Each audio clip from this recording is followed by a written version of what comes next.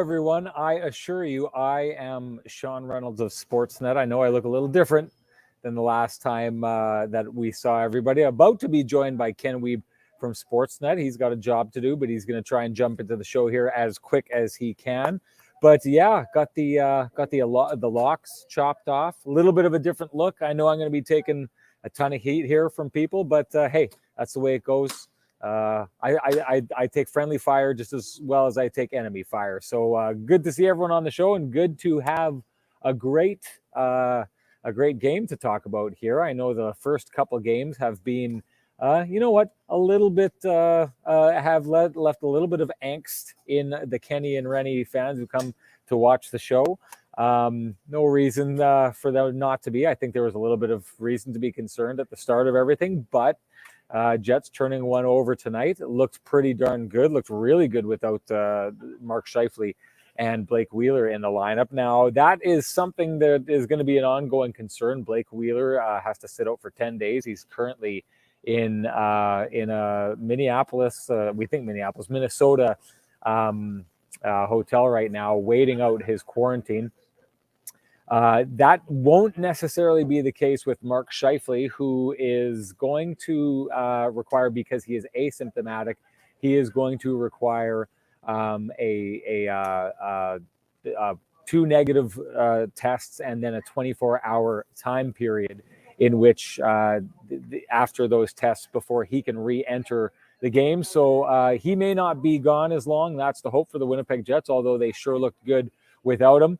Coming up to talk about it, a guy who always looks good on our show here, my good buddy Ken Wiebe, about to join the show. You know what that means. Time for his entry music. Here comes Kenny.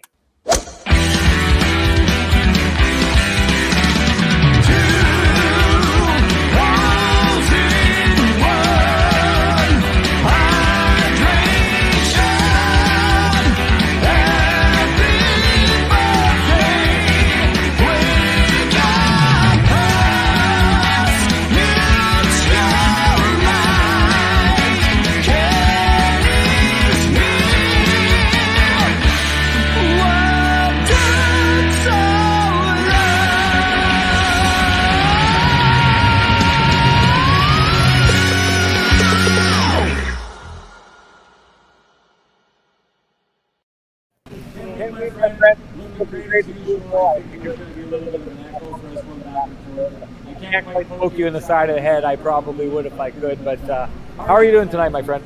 I am excellent, Sean. Thank you. How about yourself?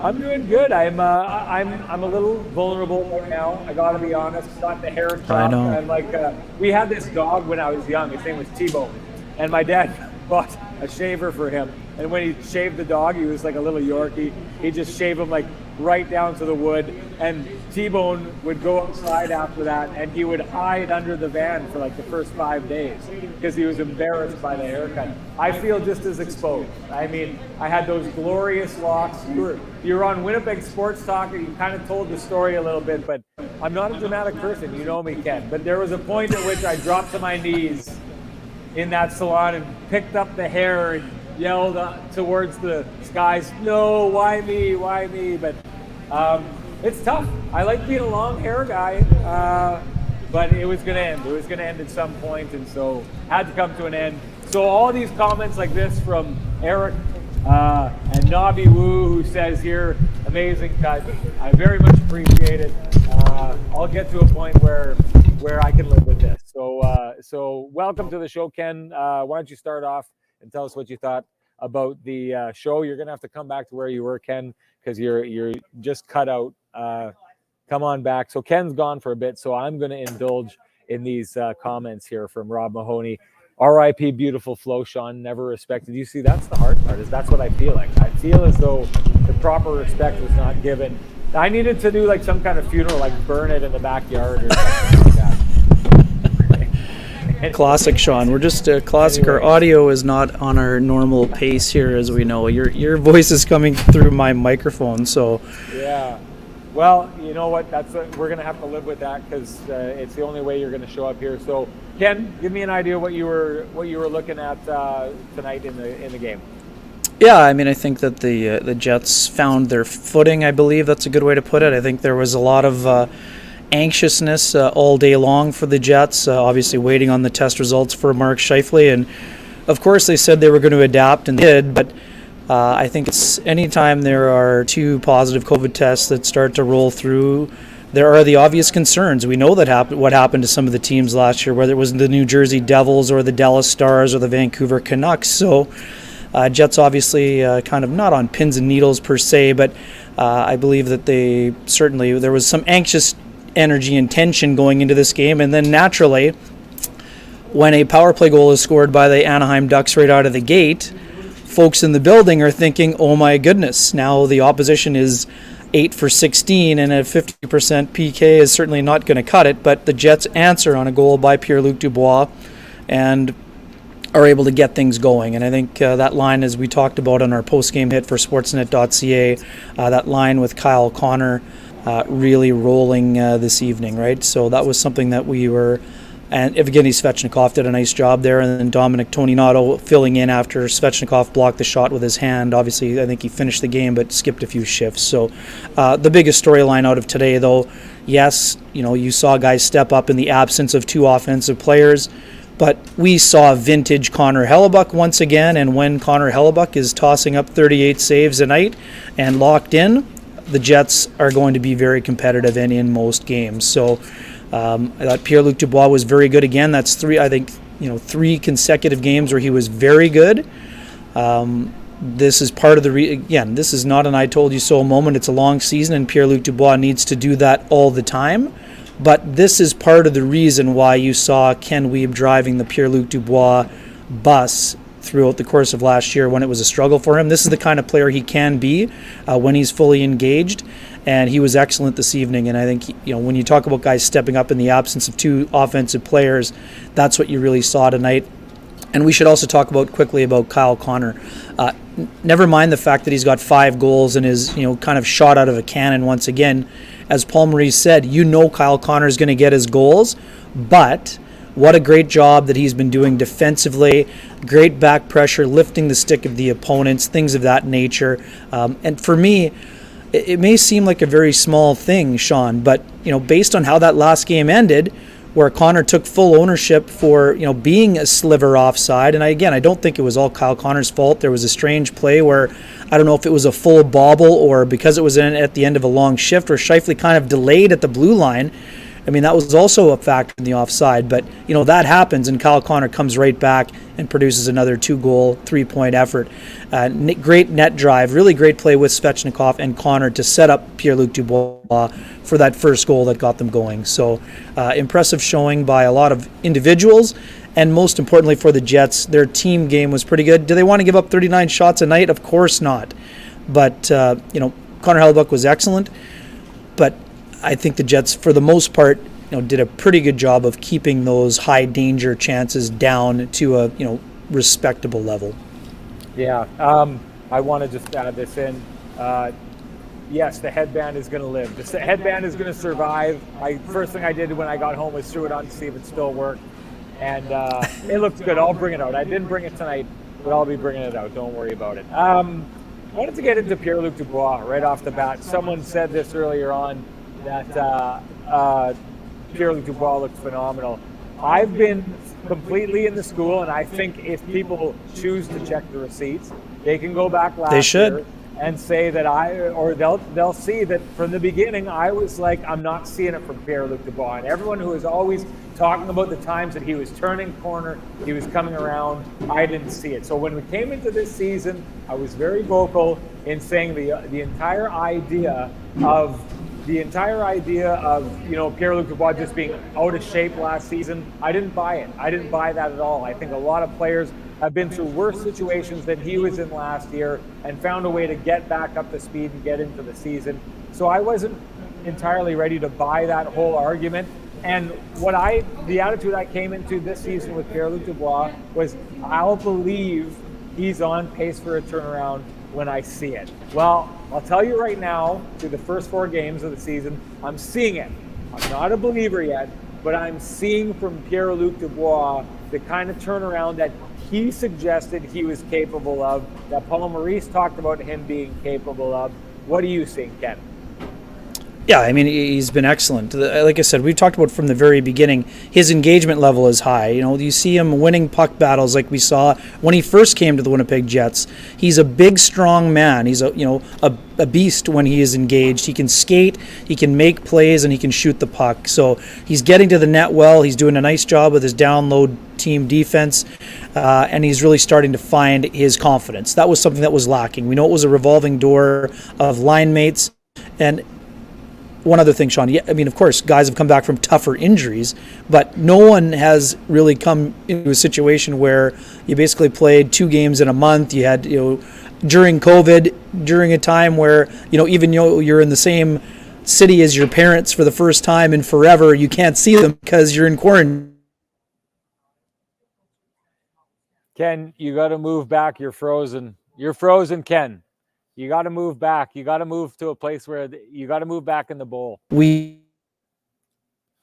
I'll say this. So Ken's going to work on that for a second. I made a comment in one of the last shows about Pierre-Luc Dubois, and I'd said the thing that concerns me about him is I hadn't seen him have a lot of chemistry with different players on the team. And I'd asked the question, who has he shown he has chemistry with? I thought the most chemistry he had with any player was with Blake Wheeler, and what I was looking for from him was more chemistry from different players.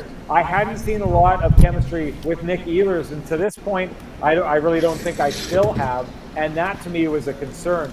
But I have to say, after tonight, that looked like instant chemistry between Pierre-Luc Dubois and Kyle Connor. And it's interesting because if you go back to the very first days of Pierre-Luc Dubois being on this team, who is the guy that Paul Maurice grabbed and snagged and got to play on that line with him? It was Kyle Connor. Now, we didn't see anything in that first iteration of that line, but boy, oh boy, those two looked great together tonight. Yeah, they really do. And I think, one of my theories would be that much like the same way that Kyle Connor can mesh with Mark Scheifele, it's because he's such a smart straight line player, right? He's got that excellent straight line speed. He's a predictable player. You understand, where Kyle Connor is going to be on the ice. And there's the other part. Obviously we know that Evgeny Svetchnikov was his line mate in Cape Breton. Those guys did a great job together at various points in the QMJHL. That's a long time ago, certainly. Not that long, but long enough. But I think they did a nice job. The great chemistry there. Really a nice job all around. Great net drive by Dubois. And then you saw the great interchange by Svetchnikov and Kyle Connor. Really good job of attacking with speed. They were much more connected, I felt like, during this game here. And another classic. Dubois, as great start to the game. Nice effort. Their line gets some important goals and points. When I asked him about the line, he said they could be better. I mean, this is something that he said all the time. He's a guy who's never going to be satisfied. He wasn't satisfied when he wasn't playing up to his high standards, and he's not satisfied now when he started to find his legs beneath him and starting to play like the player the Jets thought they were getting and knew they were getting when they acquired him in the deal. So, Dubois is doing a nice job. There's no doubt about that. But this is, you don't hold a parade after 4 games. Right? That is a good one, T-Will. There's no doubt about that. We are battling the internet bugs here. It's kind of on brand for us, like what we say. And a lot of folks in the chat room are talking about it. If you haven't checked out Pierre-Luc Dubois' interview on 32 Thoughts with Jeff Merritt, Elliot Friedman, please do so. Do yourself a favor and check it out. There's some great insight on Dubois, not only about what he went through last year, what he did in the summertime, getting on the ice more in Montreal, and he talked a lot about the video that he watched, Sean, which was very intriguing to me, watching video of power forwards and guys that are strong in their stick, things of that nature. So for me, we've seen some of the qualities. He was a guy who wants to get better, and he wants to be a force. And, so far early in the season, he has been a force. Now it's up to Dubois to be a consistent force, especially now in the absence of Mark Scheifele and Blake Wheeler due to COVID protocols. I want to go back to a comment that Swats on China made here, because I thought this was interesting. So Swats on China says, I wonder if having to play without Wheels and Scheifele or forcing Pomo to use players he otherwise would use, maybe this is a good thing in the long run. So I asked Paul Maurice a question trying to touch on this afterwards. I don't know about you, Ken. It's one of those situations where I think he pretends to either misunderstand the question or just refuses to answer it, but he didn't take it in that direction at all. I essentially asked him in the last couple games what he's seen from moving these lines around that has kind of generated the offense in a way that we didn't see in the first 2 games, what he's learned, or maybe different line combinations that he would be interested in going in. And what did he dive all over? Dominic Toninato. That's what it was. He was interested in telling us what he learned about Dominic Toninato. The question I was trying to elicit was essentially what Swaps on China is talking about here is the idea that we're seeing Andrew Copp succeed in a lot of spots. Did great on that top line with Wheeler out. We're seeing Andrew Copp do great as a centerman and work with Nick Ehlers, and then we're seeing Svetchnikov jump up. We're seeing this chemistry that I'm talking about between Kyle Connor and Pierre-Luc Dubois. So it begs the question, are there things that Paul Maurice is seeing in all of this that maybe allow him to go in different directions? I don't think he wants to have that conversation, because what that conversation leads to is the idea of pulling that unit apart that he seems to like to have so much together. Ken, have you seen enough in these couple of games? And maybe I shouldn't even see these couple of games. Maybe we should talk about last season when the lines were, the line blender was on full effect. But are we at the stage where it's the whole tired versus wired argument? Is what we saw here tonight wired, and the idea of Connor, Wheeler, and Scheifele entirely tired and played out at this point? Yeah, sure. Sorry, Sean. For me, I don't think this is my theory on your theory. My theory is that it's not that Paul Maurice doesn't want to go there, but he can't go there because he doesn't know who is going to be available to him. So he doesn't want to say, oh, hey, great, when Blake is back, let's do this. Because by the time Blake is back, there may be another problem or a crisis he wants to dive into. I know you don't agree. That's my theory. So I don't think Paul Maurice ever puts himself in a position to kind of promise one thing, and then when you get to that point and he doesn't do it, now he knows you're up there saying, well, hey, you said 2 months ago that you might try this when Blake is back. So I just don't think that I think he's too smart to commit to something where he may not be able to do it. So there is no commitment to that answer. He doesn't have to say, yes, I'm going to go with this lineup going forward. Oh. It's the idea of maybe looking at things a little bit differently and acknowledging that a guy like Pierre-Luc Dubois is stepping into a different stage of his career. Nick Ehlers is stepping into a different stage of his career. Hey, we talked about it. He talked about Kyle Connor becoming a driving kind of player. He clearly was a driver tonight in this game. This is a young team that is moving into different areas for each player. You cut out here, Ken. Oh, there we go. This is a young team that's moving into different areas. And because of that, there should be some evolution, or you would think there's the opportunity for evolution. Instead, we're going back to the same line that got things done in 2018. We played with it all last year, heading into the playoffs, so we went into that. It feels to me like there doesn't want to be an acknowledgement of different places to go, because maybe he doesn't want to commit to going away from that line. Yeah, I mean, that's okay. We don't agree on this. I mean, that's all. I mean, I'm not saying that your theory is crazy or whatever. I don't think that that's how he's viewing it. I understand that there is always a protectionism element to any discussion that involves the Jets. That I don't think that Paul Maurice only thinks his only chance of succeeding is with those 3 guys together. So I don't think. What explanation is there for them being together as much as they are? Sorry? What other explanation is there for them staying together as much as they have? I mean, if Paul Maurice doesn't believe that this team's best foot forward is having those 3 players together, why would they have been reunited right before the playoffs last season? I mean, with last year's team, he thought that was his best chance. I mean, out of the gate, he used them together in training camp and throughout the start of the season. So I'm not saying he doesn't think that. What I do think is that over the course of an 82-game schedule, we're going to see other things.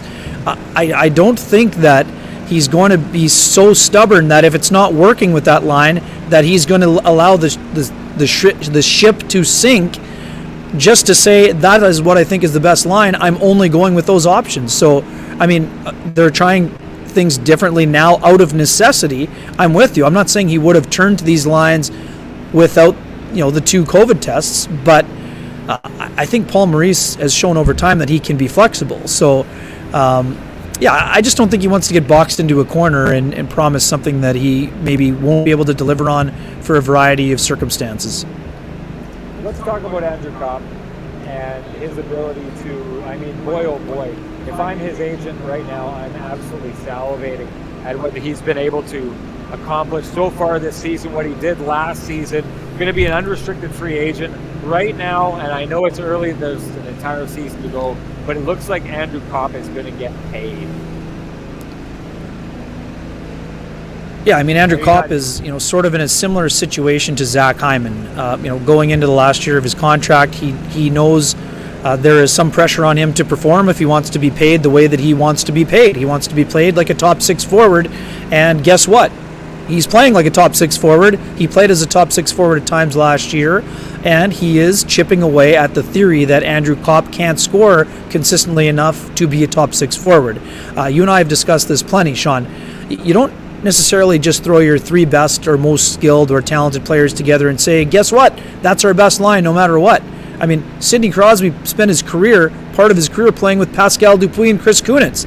2 pretty responsible players, but if you were looking at the Penguins lineup, you wouldn't say on paper that's your optimal line mate for Sidney Crosby, but they made it work to the tune of 3 championships. Obviously, they weren't playing together the whole time as a line, but and Jonathan Toews, because of a lot of the things that he does, he's not often playing with Patrick Kane because they want to, distribute the wealth, if you will. So the thing about Copp is always being told what he cannot do, Sean. This is not new for him. He's been told for a long time, well, not good enough at this, not good enough at that. Well, guess what? When he has something to work on in his game, he works on it. When things aren't going as naturally in terms of finishing, he spends the time to try to become a better finisher. So I think that it's because of his smarts that allow him to succeed with those guys, but he's a lot more skilled than a lot of people give him credit for. So to me, I'm not surprised by Andrew Copp at all. He's made a lifetime of betting on himself, whether that was as a star quarterback back in high school in Michigan, or as a walk-on at Michigan as a freshman, or becoming a captain, or with the U.S. development program before that. This is a guy that believes in himself, and for good reason he believes in himself, because he was willing to put in the work to get the job done. And when things aren't going well in certain areas, he invests in himself. So we've talked about this a lot. I think there's still a lot of people think Andrew Copp is playing his way out the door because the Jets can't afford him. I don't think that's the case. He wants to be paid what he's worth. I think that he's showing the Jets that the Jets are a better team when Andrew Copp is part of that team. So whether that's at center or on the wing or whatever line he plays on, more often than not, he makes that line a better line. So for me, I think Copp has done an exceptional job out of the gate, because we know this, Sean. Some guys that are headed towards unrestricted free agency and feel like they have something to prove, if you go a stretch of time where you're not scoring out of the gate, now you start squeezing the stick and think, oh man, well, I got to score 20 to get 4.5 or 5 million. Now all of a sudden you're in game 10 and you're thinking, holy smokes, now I have lost all these games. Well, Andrew Copp doesn't have to worry about that. He's got 3 goals already. He's starting to feel confident. He's making confident plays. He was back in his natural position today and did an excellent job. I sure wonder about the ability to keep him. And you know what? I mean, if they were able to keep him, I shouldn't be surprised, because what they did with Adam Lowry last season in extending him still to this day blows me away. The conversation came up with that when I was with the Hockey Night in Canada crew down in California, and about, they filled me in on some of the, the GMs that were just salivating and waiting for him to hit the market for them to jump all over him. And he stayed. I still, to this day, I think that he left over $1 million on the table to stay with the Jets. Do you expect that kind of situation with Andrew Copp, though? I know the sales pitch to stay somewhere and win in that market, which I think a lot of players on the Jets have bought into. That's one thing, and it's one thing I could see Andrew Copp buying into, but Andrew Copp has been a player that has been hamstrung by being a restricted free agent by this team for a long time and underpaid for a long time. Is anything less than the Jets matching full market value for Andrew Copp going to do this upcoming season? Well, I mean, I don't see a hometown discount if that's what you're asking in that way. I mean, essentially that's what you're asking, right? Back with the first time that Andrew Copp went, just before he went to arbitration, he was asked about that, and that is like what he said was flat out, I don't know what a hometown discount looks like. So for a player like Copp, what does it look like? It's hard to really say. I mean, Zach Hyman found himself a new home. I mean, Zach Hyman would have loved playing with Austin Matthews and Mitch Marner, right? I mean, who wouldn't? But he felt he went to a situation where he still got paid, and probably got paid a little bit more than the Leafs could afford, but he went to a spot where he could play with either Draisaitl or McDavid. So, yeah, I mean, is Andrew Copp going to be able to pick his spot and, pick a shot like Zach Hyman did? Well, let's see how the rest of the year goes. But I think I've said this from the very beginning, and everyone who's checked the receipts knows this. I mean, Andrew Copp is committed to this program. I like to use the word sweat equity when it comes to Copp. He's invested a lot of his career in trying to make the Jets a winner. He's played a variety of roles. Now he plays an important role. That's not to say there won't be a lure to, at some point, whether that's playing for the Detroit Red Wings, his hometown team, or going somewhere where, is he going to be guaranteed a better role somewhere else? I mean, that all depends on the sales pitches that are being presented. But to me, Andrew Copp is going to show that he's a top six player, and the Jets are looking for top six players. I mean, we know that Cole Perfetti will be involved at some point in the top six for the Winnipeg Jets. Of course he will. When that time is, we don't know. It will all be about money and term. I mean, the player is always looking to cash in. Where Andrew Copp is at in terms of his career arc, this is his chance to cash in. Do I think Andrew Copp takes $1.5 million less to stay in Winnipeg? No. But do I think there may be a deal made that satisfies both sides? Absolutely. I've said that from the beginning. I think that Andrew Copp would have zero issue putting down roots here. It's just a matter of, being paid what he feels he's worth. I don't think that it necessarily means he's going to walk. We're not going to see a Ryan Smith situation where he walks over 150 or 200,000 or whatever those dollar amounts were. But both sides are going to have to bend a little bit in order to make the relationship work. So it's definitely going to be above $4 million. Is it above $5 million? Let's see how things go before we can get to that point. Let's start talking about Connor Hellebuyck. And what I find interesting is on a night where he faces 39 shots on the border of 40. We had a stat a couple of years ago on one of our Hockey Night in Canada shows about the Jets, how they did in games where they allowed 40 shots or more. And it just got me thinking, we've been talking about Connor Hellebuyck and how we expected him to handle the expected reduced workload that we were supposed to get from this new Jets defense core.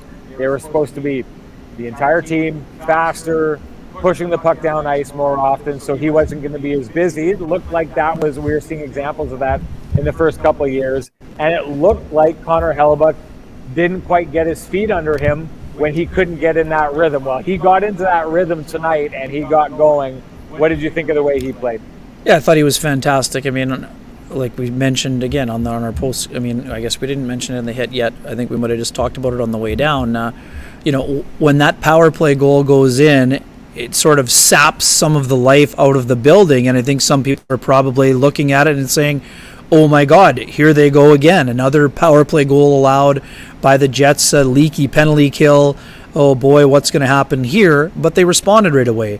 High danger chances at even strength. Natural hat trick has them at 12-6 for the Ducks. I mean, to me, I think that Hellebuyck was excellent. Was it a shooting gallery like the one that we saw in San Jose a couple of years ago? I wouldn't go that far. Do the Jets need to clean some things up defensively? Of course. They needed to clean some things up defensively after the Minnesota game.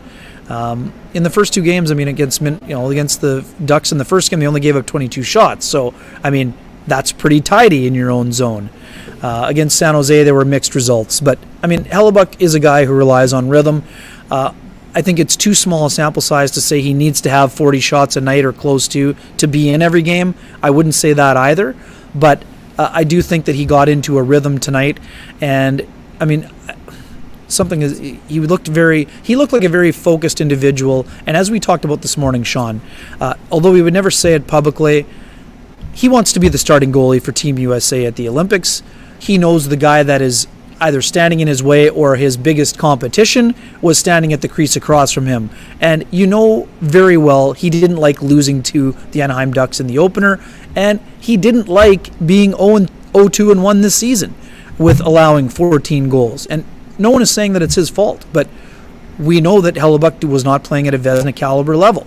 He would be the first to tell you that.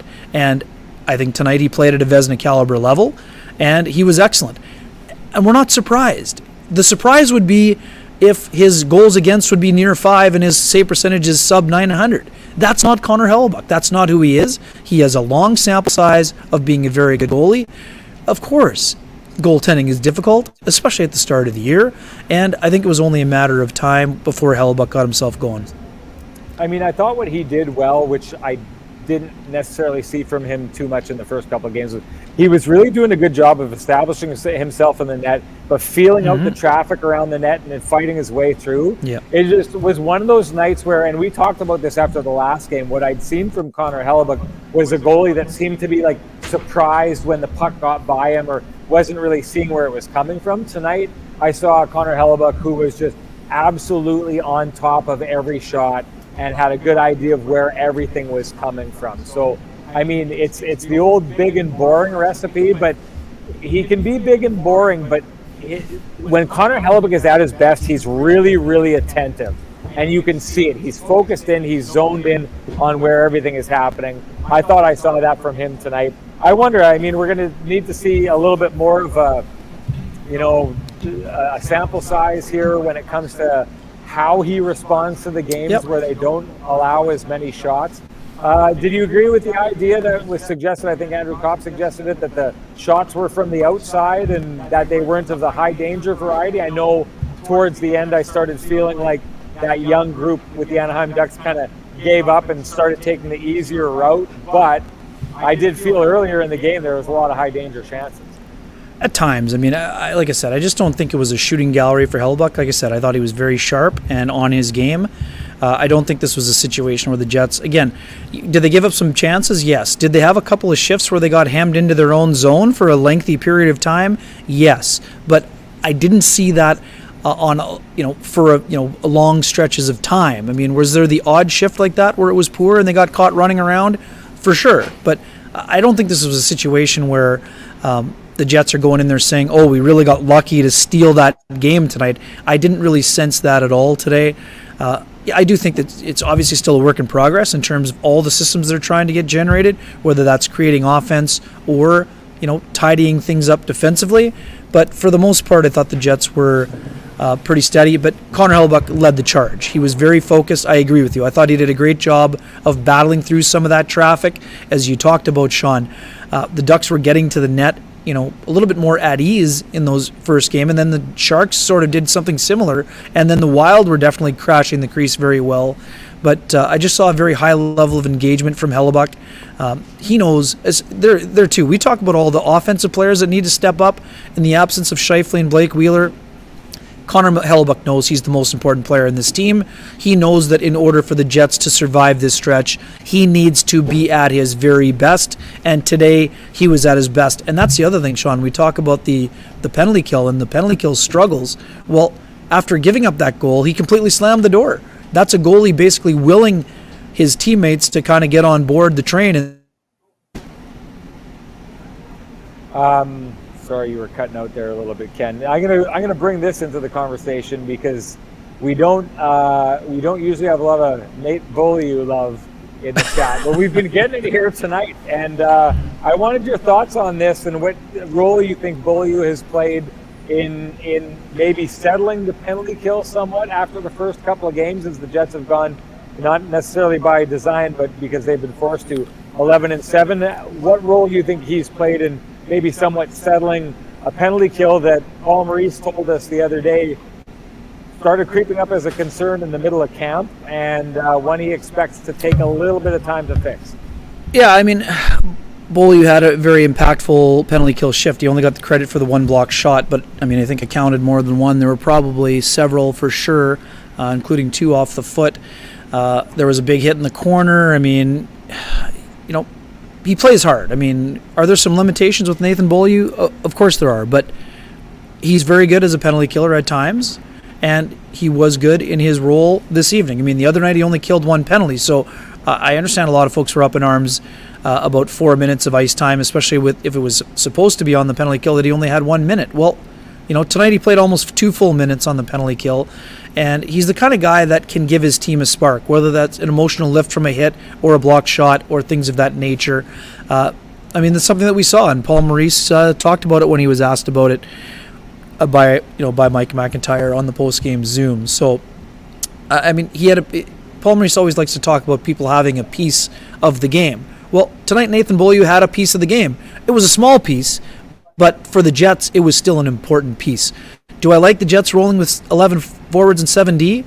No, I don't think it's their preference. We know it's not Paul Maurice's preference, but right now he has no choice. And for all the folks asking why the Jets can't just go out and grab David Gustafsson and have him up, they don't have the cap space to do it, Sean, right? That's the one thing. If you're on the COVID protocol list, you don't go to LTIR. The Jets don't have the cap space to roll with 12 and 6 right now. So for the time being, they're going to have to do the best that they can.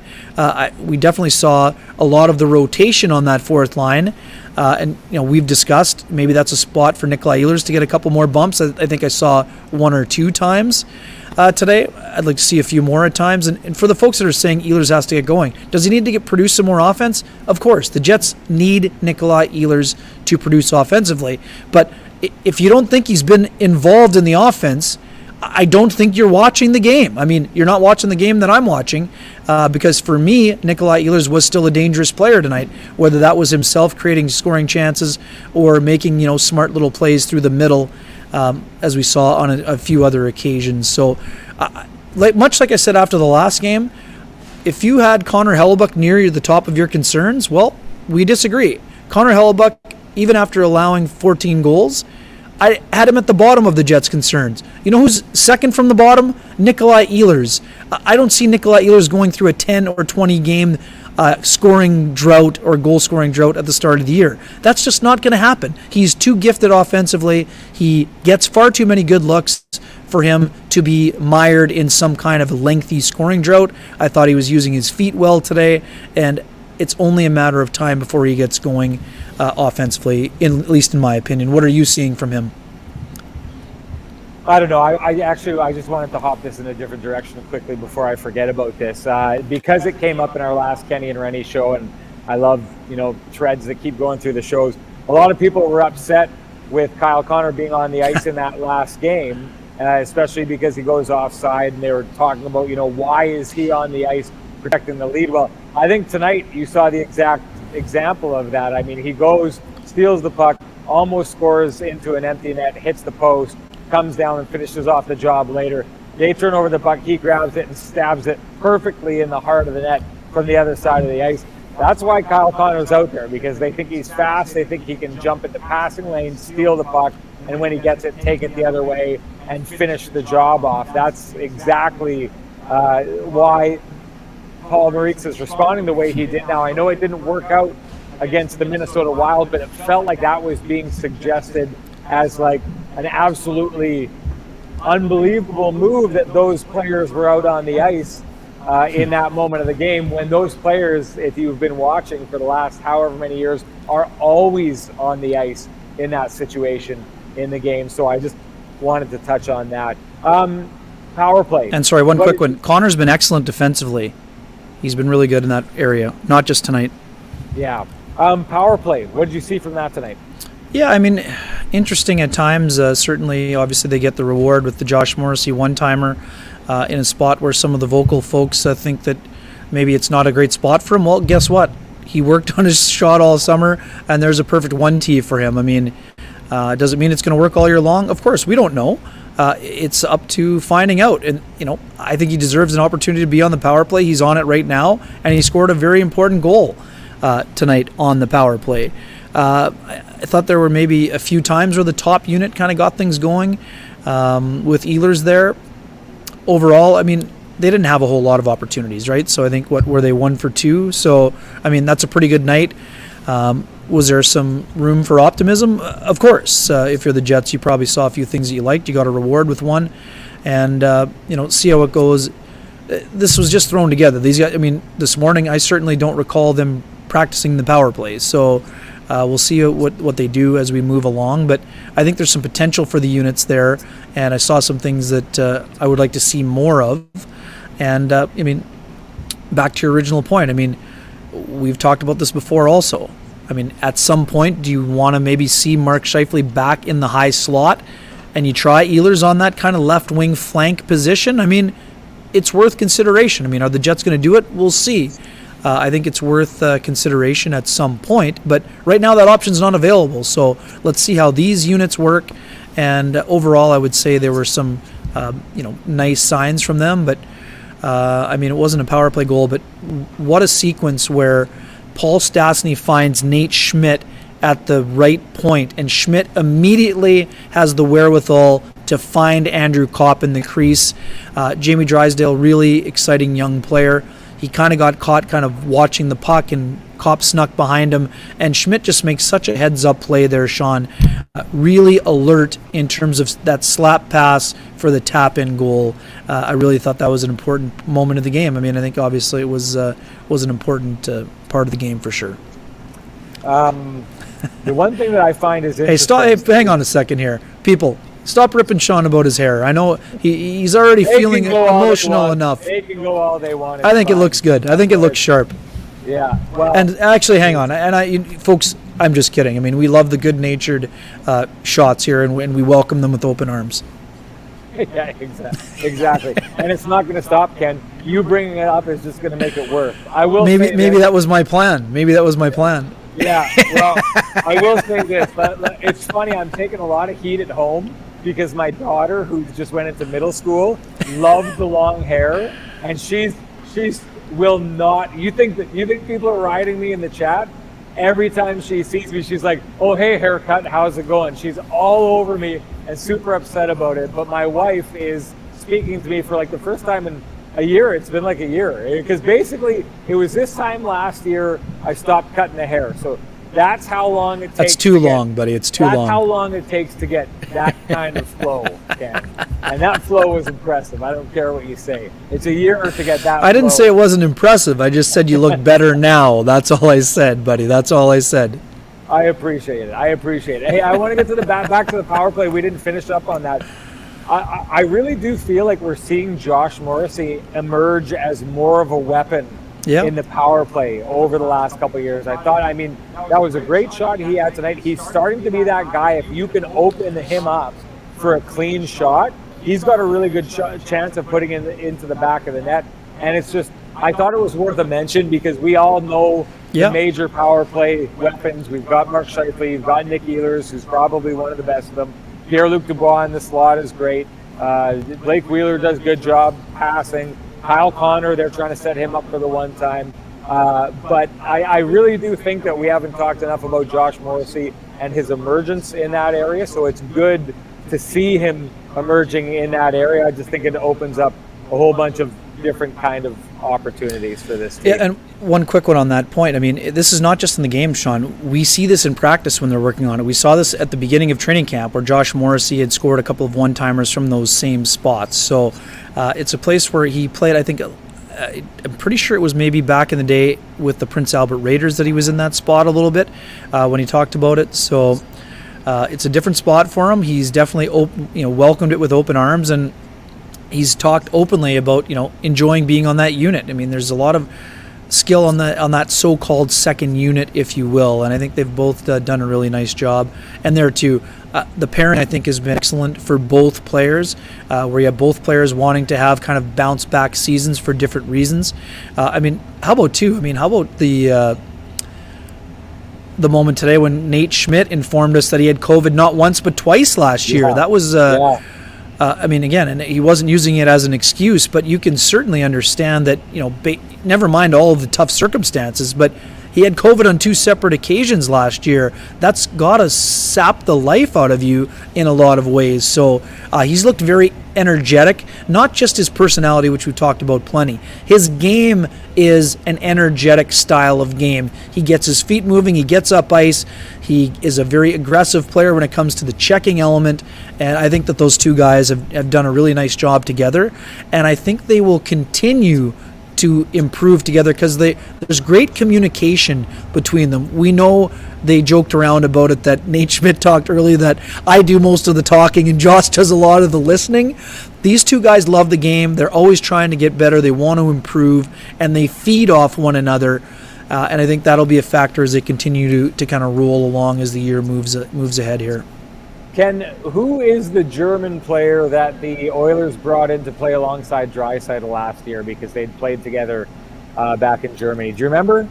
He's gone already. Yeah, no. Cahoon. Dominic Cahoon, yes, sir. Dominic Good one. Cahoon. Good pull right there. So I find it interesting because those situations where there's a star player who's played with someone in the past and that player hasn't really panned out in the NHL, but they reunite him with the star player to see if they can get that juice going. I'm always fascinated whether or not that's going to work. Now, we got a little bit of that tonight with Svetchnikov getting on the line with Pierre-Luc Dubois.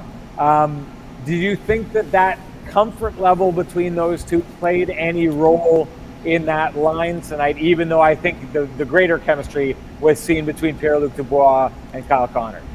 Yeah, I mean, just dating back to that 32 Thoughts episode, I mean, Pierre-Luc Dubois talked openly about, sort of the recruiting process and saying when he heard about Svetchnikov being an option for the Jets that he was texting him right away, telling him why he should do it. So there's obviously an appreciation there, and Dubois talked very openly about how Svetchnikov helped kind of get him ready for pro hockey and about how they kind of really fed off each other and really learned their style as well. So I mean, certainly helps. I mean, anytime there's some familiarity, it certainly would help. But I mean, today, make no mistake about who was driving on that line. I mean, that line was driven by Kyle Connor and Pierre-Luc Dubois with a nice contribution, a complimentary contribution from Svetchnikov. I mean, Svetchnikov finds himself in a complimentary role. It was very important for him to, for a guy who's played mostly on the fourth line, now you get an opportunity on what is essentially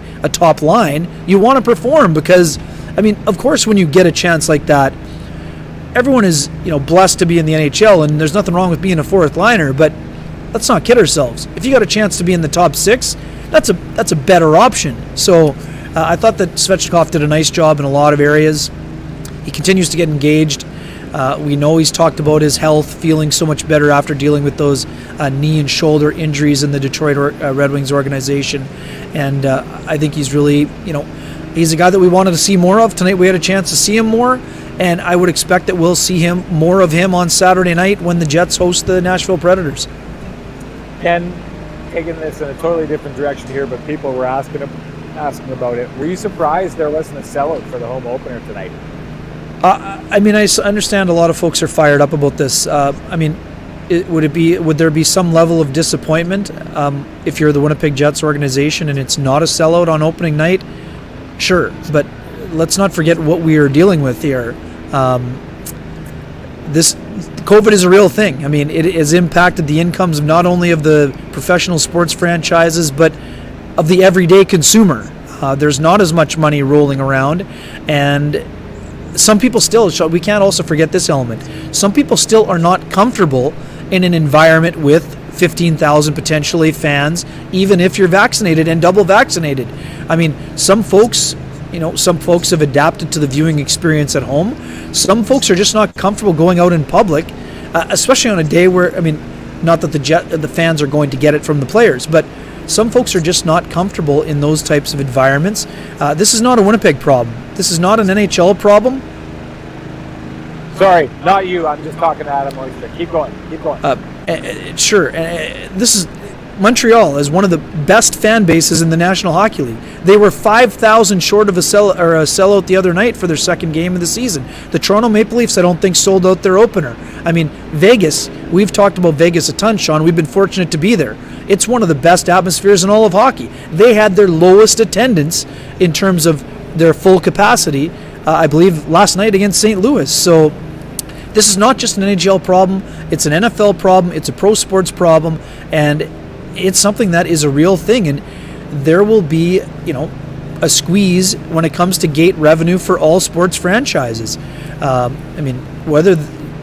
Never mind a place like Buffalo or Ottawa. I think Buffalo had something like 8,000, and they're undefeated. Buffalo hasn't had as better start as they've had now for quite a long time, and they had something like 8,000 the other night. I think Ottawa had 8,800. This is not a rainbows and unicorns scenario, but this is a real thing, and all teams are going to have to deal with it to a certain degree, and it'll be very interesting to see how things progress as the season goes along. We're seeing a lot of comments like this one from Phyllis, who says, I think the idea of being in a big crowd, even if vaccinated, is scary to many. For me, it's the funds I'm saving up to go to a game. There you go. Blake Wheeler shows us right off the bat, this is a Winnipeg Jets team that is double vaccinated. Blake Wheeler has COVID. Mark Scheifele has COVID. Blake Wheeler is symptomatic. So to that point, if you're a person who wants to avoid COVID at all costs, you're going to avoid big crowds like this. I will say this, I don't know that we should entirely hang it on this. A lot of things, people were talking about the bag policy. GF Liverpool, who follows the show and follows us on Twitter, had said he believed that played some kind of role in it. I will say this, throughout the summer, I talked to a lot of people who'd given up on their season tickets. And there's the idea of COVID and exactly what you're talking about. I think we were starting to get to a point before all this happened where we saw signs of people being upset by the concessions, lots of questions about in-game action. I think the Jets have come back and they're trying to do more to put on a show here. We've seen them doing more to try and give the fans a little more bang for their buck. They've talked in the past about bringing some of the concessions down. I do think it was getting to be a squeeze for a lot of people who spent a lot of years seeing their tickets go up and up and up, and the concession prices go up and up and up. I wouldn't entirely discount that, but you bring up a great point in some of the other buildings, how short they were of sellouts. Here we are tonight, and there was less than 14,000, but I think they weren't 2,000 short of a sellout, where you're talking about in places like Montreal, which is clearly a bigger building, but if you're talking about 5,000 people not in that place, there's definitely, it wasn't a terrible number to have. It's just we're not used to that. We're not used to something like the return of hockey in Winnipeg after, a year and a half of not being able to get into this building, not be, piranhas in the water, So I do think there has to be some consideration of where the fans are at in how they feel about their season tickets and the crunch that they've had over the years going forward before this happened. But you do bring up really, really good points when it comes to that. What do you think about, we haven't really talked about this, or maybe we've talked about it in different ways, but we really should just get into this team's response without Mark Scheifele and Blake Wheeler. I love the idea of people capitalizing on opportunities that they're given, and one of the players did say exactly that. With those two players gone, it creates an opportunity. Are you surprised the way that the Jets were playing, that they seemed to flourish tonight rather than crumble when their captain and their assistant captain, the players we usually think of as being the backbones of this team, were not available? Yeah, I think you also, in the broader scope, Sean, the team was winless in 3 games. I think there was a level of urgency before the COVID. I'm not going to call it a crisis. Obviously, it's a tough situation with 2 players, but this is what the Jets needed, Sean. We talked extensively about how the Jets have struggled without Mark Scheifele, whether that was against the Calgary Flames or against the Montreal Canadiens or in the opener, where they were widely outscored and their offensive well ran almost completely dry. Well, tonight they put up a 5 spot. Yes, one is into the empty net, but on a night where they were missing 2/3 of what has historically been their top line, the Jets produced, and they got production from a variety of areas. So, yes, it was impressive. Let's just put it that way. I mean, do you expect the Jets to score 5 a night with those two guys out? No. And also, too, before the conspiracy theorists break out, this was not a addition by subtraction situation by any stretch of the imagination either. This was a group of players kind of banding together, knowing they needed to get a win to get themselves on track, and they were able to do that thanks in part to what we mentioned earlier. Excellent goaltending, and the offense did a very nice job. So, they got to do it for more than one game. I mean, the Jets, earned the ability to exhale tonight, Sean. But we talked about this before. I mean, what many are widely viewing as a soft schedule. Right now, the record is 1-2-1. So you're not, the Jets are happy. You saw how fired up Connor Hellebuyck was after he was named the first star. There's no doubt it was an exciting moment for them. There was an element of relief. But if you're a team that sees yourself as a Stanley Cup contender, you're not saying, awesome, we won one game, let's just kick up our feet for a while. The Jets know that the start means that they're going to have to start chipping away and stringing victories together. So we'll see what happens next. But it's just as equally important for them winning this game to earn that kind of a reprieve, to build on that and go on to the road where they're going to play those 3 California teams, all of whom are being viewed as rebuilding situations. They're not going to be happy at sub 500. They want to start chipping away, getting to 500, and then pushing forward from that, because we know that if you're playing 6 of 8 against the Pacific, neither of which are games against Edmonton or Vegas, widely viewed as the favorites in the Pacific, the games are going to get tougher. So guess what? The games are going to get harder, and the Jets are going to have to play better if they want to get to where they want to go, and not just be a team that no longer has 0 wins, but a team that is battling for the top of the division with the likes of Colorado and St. Louis, and going from there. Here's the thing that I think about. One, I thought this was the best driving performance we've ever seen from Kyle Connor before, ever. I just think that he kind of took that line on his back and ran with it. And I thought Pierre-Luc Dubois was great. I don't need to go over the list. We've talked about them. But here's what I need to see from the Winnipeg Jets in a situation like this. They got to get to a place where they're rewarding good behavior when it happens. And Ken, I'm going to say that to you again once you got your ear. No, I heard you. Can figure it out. But they got to get to a place where when a team shows that it can fly without Mama and Papa Bird in the lineup like that, there's got to be a situation where those players that are taking ownership of the team get to hold on to that ownership. And that's what I'm looking for. Because when I saw the third line tonight, I don't know how you felt about Harkins and Lowry and Vesalainen tonight. I think they held their own, but we're trying to find lineups that are as deep as possible. And if we're taking guys like that out of the lineup, 2 players like that out of the lineup, and this lineup is responding like this, it tells me that you can take 2 good players like Pierre-Luc Dubois and Kyle Connor, and it's not like I didn't know this, but the Jets don't often practice this. They like to load up on the top 6. Other teams like to go with 2 really good players and then a complementary player on the other side. Unless you're Pittsburgh and you've got Sidney Crosby and you can put you and me on either side of Sidney Crosby and he'll get us 80 points a year. But the idea of tonight, how you took Svetchnikov, who is out of the lineup a couple games ago, and now goes and plays on the top line and that line explodes, tells me that that's a good way to increase your depth up and down the lineup. Get Scheifele and Wheeler back into the lineup and try and find a complementary player for those 2 players, and then you go and you've got your next line of Stastny and Copp and Ehlers, and now you've got a top 9, 3 lines that are capable of scoring, and you're maybe looking at Lowry playing that role with someone else. I know I've been saying from the beginning I thought the best place for Cole Perfetti is to put him back with Mansfield and Moose, but maybe Cole Perfetti is the player that's playing alongside Mark Scheifele and Blake Wheeler if you want to keep those 2 together.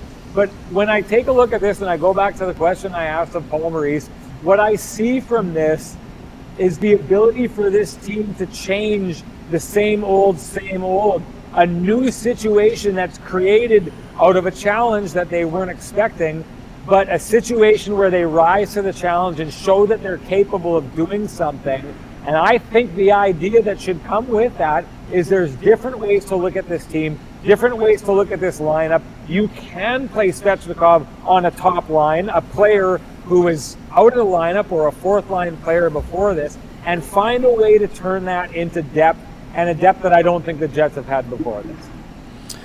Yeah, I mean, lots to unpack there, and I mean, of course, you're always going to look at options, Sean, and I understand that. But I mean, the Jets had a top 9 last year. Last year, when Adam Lowry and Mason Appleton both were double-digit goal scorers, and whether it was Matthew Perreault or at times Andrew Copp playing there, they got production from their third line. So they did have a top 9. It wasn't as balanced as you might be suggesting right now, but they had 3 lines that were contributing offensively, and then their fourth line was more of a shutdown line, especially when Perreault was with them, than what we're seeing right now, where the Jets don't even have a fourth line and they haven't been getting very much ice time.